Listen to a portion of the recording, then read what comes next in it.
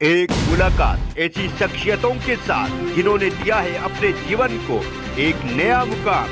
रूबरू कराएंगे ऐसी कुछ हस्तियों के साथ एक खास शख्सियत के साथ मुलाकात जयदेव पटेल के साथ नंबर 1 इंडिया न्यूज पर। नमस्कार व्यूअर्स, मैं जयदेव पटेल और आप देख रहे हैं नंबर 1 इंडिया न्यूज। आपका एक बार फिर स्वागत है एक खास शख्सियत के साथ मुलाकात प्रोग्राम में।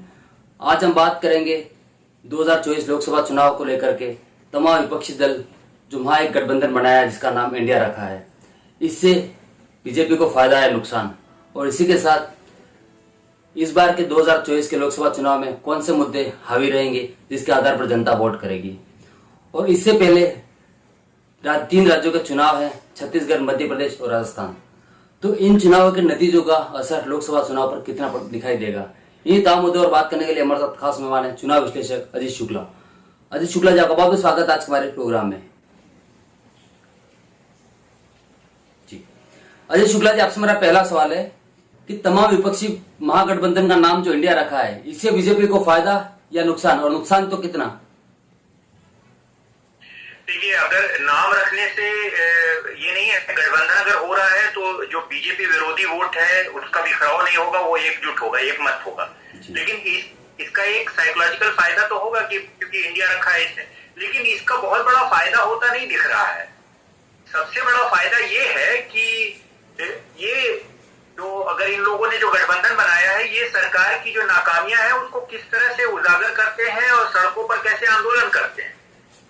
और अगर बिखराव नहीं हो रहा है, एक ये पॉजिटिव है, ये है कि ये लोग एकजुट हुए। लेकिन सबसे बड़ी चीज है कि नरेंद्र मोदी की लोकप्रियता है और लोगों के बीच में जो है एक विश्वास है लोगों को। तो उस सरकार के विश्वास को ये लोग कैसे बताते हैं, नाकामी जाके कैसे प्रचार करते हैं, क्या बताते हैं, क्या नैरेटिव गढ़ते हैं, इस पे डिपेंड करेगा। सिर्फ नाम रख लेने से या मतों के बिखराव से कोई बहुत बड़ा चैलेंजर नहीं बन जाता है। जी अजीत शुक्ला जी, क्या आपको लगता है कि इंडिया के पास में प्रधानमंत्री मोदी के कंपेयर में कोई चेहरा है तो कौन हो सकता है, और अगर चेहरा नहीं है तो इसका 2024 का चुनाव में फायदा होगा या नुकसान? देखिए, हमेशा से राजनीति जो है इवॉल्व करती है। पुरानी राजनीति जो है वो खत्म होती है और नई चीजें आती हैं। तो पूरा एक नरेंद्र मोदी का एरा या पूरा जो नरेंद्र मोदी का पूरा जो सिस्टम है वो एंटायरली डिफरेंट है। जैसे 1977 में जब इंदिरा गांधी का विरोध हुआ था तो सारे विपक्ष एकजुट हो गए थे, लेकिन उस समय आंदोलन हुआ था सरकार के खिलाफ। उसके बाद उससे पहले जब सरकारें बदली हैं तो एक बहुत बड़ा आंदोलन और एक जो है आक्रोश दिखा है जनता में। वैसा आक्रोश या वैसा आंदोलन कुछ दिख नहीं रहा है। हाँ, इन लोगों ने मतों के बिखराव को एकजुट करने की कोशिश की है, तो वो अलग अलग जगहों पे होता है। जैसे अगर आप कई जगह पे ऐसा माना जाता है कि अगर हम मतों का बिखराव कर रहे हैं, जैसे मतों का अगर बिखराव हो रहा है अगर, तो उसका फायदा मिलेगा। लेकिन वो डिपेंड्स करता है कैंडिडेट्स पे। कई दफा ऐसा होता है कि कैंडिडेट किस तरह के आए हैं तो किस तरह का मतों का बिखराव हो रहा है। अब कई ऐसी सीटें जैसे महाराष्ट्र में बताइएगा तो बहुजन विकास आघाड़ी जो है उसकी वजह से कई सीटों पर जो है यूपीए के जो कैंडिडेट थे उनको नुकसान हुआ था। लेकिन अगर बहुजन विकास आघाड़ी जो है अगर फिर से मिल जाती है प्रकाश अंबेडकर वाली पार्टी, तो क्या उससे फायदा होगा? ऐसा कुछ नहीं है। वो देखना पड़ेगा कि उस समय कौन कैंडिडेट्स रहेंगे, किस तरह के अलायंस बनेंगे, किस तरह के नैरेटिव्स होंगे, उसके आधार पे होगा।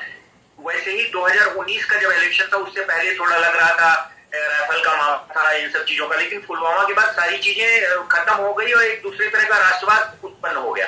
तो ये देखना पड़ेगा। इलेक्शन अभी चढ़ा है, प्री मैच्योर है कि अभी हम बोल दें कुछ कि भाई ये हो रहा है वो हो रहा है। ये देखते हैं कि इन लोगों के बीच में सबसे बड़ा चैलेंज तो जो है इंडिया के लिए ये है कि उनका आपसी समन्वय कैसे होता है, म्यूचुअल अंडरस्टैंडिंग कितना रहता है, टिकट डिस्ट्रीब्यूशन को लेकर उन लोगों के अंदर में कैसा समन्वय बनता है, सीट डिस्ट्रीब्यूशन को लेकर उनके अंदर में कैसा समन्वय बनता है। इन सब चीजों को देखने में क्या नैरेटिव वो लोग लाते हैं सरकार के खिलाफ, और सरकार क्या नैरेटिव गढ़ती है। इन दोनों चीजों को देखा जाएगा। धीरे धीरे कंपेयर, जैसे से इलेक्शन चढ़ेगा वैसे से पता चलेगा। हाँ, जैसे पिछली बार का इलेक्शन थे उतना ज्यादा आसान इलेक्शन तो एनडीए के लिए नहीं होने जा रहा है। कठिन चुनौती है, लेकिन चुनौतियों को हमेशा बैकफायर किया गया है नरेंद्र मोदी के द्वारा। तो देखना पड़ेगा आगे कैसे क्या होगा। जी Ajit Shukla ji, India versus NDA की 2024 की लड़ाई में कौन किस पर भारी? क्योंकि हमने देखा पहले सर्जिकल स्ट्राइक का मुद्दा इन्होंने उठा लिया बीजेपी ने, इस बार हम देख रहे ज्ञान वापी का एक मामला चल रहा है, दूसरा यूसीसी ऑलरेडी बीजेपी के कहीं न कहीं मैनिफेस्टो में है। तो ऐसे में कितना कुछ इम्पैक्ट डालेगी बीजेपी इन मुद्दों को लेकर के? देखिए, मुझे ये लग रहा है कि बीजेपी जो है वो अभी भी बढ़त की स्थिति में है। आज के डेट में अगर आप हमसे पूछ रहे हैं तो अभी भी देखिए, असेंबलीज के इलेक्शन अलग अलग होते हैं। अगर असेंबलीज की बात की जाए तो वो अलग अलग होते हैं। असेंबलीज में जो है वो लोकल मुद्दे होते हैं, वहां के जो चीफ मिनिस्टर्स होते हैं उनका मुद्दा होता है। अब आप फर्ज कीजिए, जैसे हिमाचल प्रदेश में इलेक्शन हुए थे, तो हिमाचल प्रदेश में भारतीय जनता पार्टी को सर्वाधिक मत मिले थे लोकसभा चुनाव में 2019 में, लगभग 70% वोट मिले थे। लेकिन वही विधानसभा चुनाव में वो बुरी तरह से हार गई चुनाव। हालांकि वोट शेयर उनका सही था, लेकिन वोट शेयर का कारण वो सबसे बड़ा था कि जो वहां पे चीफ मिनिस्टरियल कैंडिडेट जो थे वो बहुत लंबे मार्जिन से जीत गए थे, इसलिए वो आयरन आउट हो गया था, तो वोट शेयर ज्यादा लग रहा था। लेकिन अगर जिलावार अगर आप देखेंगे रिजल्ट को तो बीजेपी बुरी तरह से हारी है। लेकिन जब लोकसभा के चुनाव होंगे तो लोगों का पैटर्न अलग होता है, जब विधानसभा का चुनाव होता है तो वोटिंग पैटर्न अलग होता है। उड़ीसा में ही देखिए, जब लोकसभा चुनाव थे तो लोकसभा चुनाव में उनका पैटर्न अलग हो गया और विधानसभा में अलग हो गया। अब दिल्ली देखिए, दिल्ली में जो है वो लोकसभा में अलग पैटर्न होते हैं और विधानसभा में अलग होते हैं। वैसे ही आप तेलंगाना में देखिए, तेलंगाना में बीजेपी को ज्यादा फायदा हुआ। तो वो नेशनल पर्सपेक्टिव पे क्या नैरेटिव होते हैं, किस तरह से सीटों का डिस्ट्रीब्यूशन होता है, इस पर पूरी तरह से वो केंद्रित होगा चुनाव कि कांग्रेस वर्सेस बीजेपी होती है या क्षेत्रीय पार्टियां वर्सेस बीजेपी होती है, कांग्रेस सिकुड़ जाती है। तो सबसे पहले तो जनता के बीच में क्या जाता है, मैसेज क्या जाता है कि कौन सी पार्टी आ रही है गवर्नमेंट के लिए, गवर्नमेंट बनाने के लिए कौन प्राइम मिनिस्टर होंगे। अगर हम ऑप्शन देखेंगे तो ऑप्शन देखना होगा उनको कि अगर हम नरेंद्र मोदी को हटाते हैं तो हम किसको देंगे। दूसरा है क्या नैरेटिव्स, क्या जो मुद्दे हैं उसको किस तरह से कन्विंस किया जा रहा है, किसमें ज्यादा कन्विंसिंग क्षमता है तो अपने बातों को कन्विंस कर सके, उसके आधार पे वोट होगा। और ज्यादातर जो राज्य वार इलेक्शन होते हैं, जो विधानसभा के इलेक्शन होते हैं और जो लोकसभा के इलेक्शन होते हैं, उन दोनों में बहुत ज्यादा अंतर होता है। वो थोड़ा लोकलाइज होता है, थोड़ा क्षेत्रीय नेताओं पर डिपेंड करता है। और जो लोकसभा का इलेक्शन होता है वो थोड़ा राष्ट्रीय पर्सपेक्टिव पे चला जाता है, वो नेशनल पर्सपेक्टिव पे इलेक्शन चला जाता है और वो थोड़ा आइडियोलॉजी पे चला जाता है। जबकि कास्ट का बहुत ज्यादा महत्व रखता है, लेकिन कास्ट का उस समय कम महत्व हो जाता है और राष्ट्रीय स्थिति जो है नेशनल पर्सपेक्टिव का ज्यादा महत्व हो जाता है। तो उस समय क्या नैरेटिव बनते हैं ये बहुत महत्वपूर्ण होगा।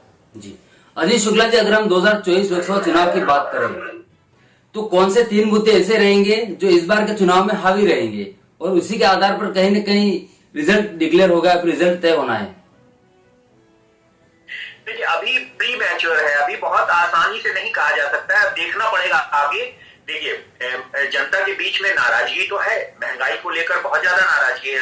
जो गैस सिलेंडर की कीमत है या जो 2 इलेक्शंस, मैंने 2-3 इलेक्शंस देखे हैं अभी हाल फिलहाल के, वहां पे महंगाई का बहुत ज्यादा असर देखने को मिला है, चाहे वो कर्नाटका का इलेक्शन रहा हो तो रखिएगा। तो वो इलेक्शंस आगे चलता है, जैसे अब पहले इन राज्यों के इलेक्शंस हो जाते हैं तब एक बहुत बड़ा मुद्दा है, बेरोजगारी एक मुद्दा है, लेकिन इसको कैसे विपक्ष भुनाती है ये भी बहुत ज्यादा महत्व रखेगा कि वो किस तरह से इस फुटिंग पे वो खेलेगी, कैसे वो अपने चीजों को कन्विंस कर रही।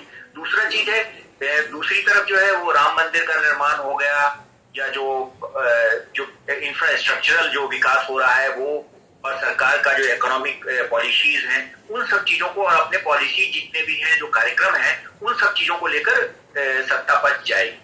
और विपक्ष जो है वो महंगाई और बेरोजगारी के ऊपर में अभी फिलहाल दिख रहा है, लेकिन उस समय आगे इलेक्शन चढ़ता है तो देखना पड़ेगा कि क्या स्थितियां रहती हैं, कैसे आगे बढ़ती हैं, क्योंकि महंगाई बहुत बड़ा मुद्दा कभी भी रहा नहीं है जी। लेकिन जब बहुत सारे मुद्दे एक साथ आ जाते हैं तो उसमें महंगाई भी प्ले आउट होने लगता है और बेरोजगारी भी, क्योंकि ये कभी भी आप कोई सर्वे उठा के देखिएगा तो जब आप आम जनता से पूछिएगा तो ये शुरू से ही पिछले 30-35 साल का ये ट्रेंड रहा है कि महंगाई और बेरोजगारी एक बड़ा मुद्दा बनकर उभर कर सामने आता है।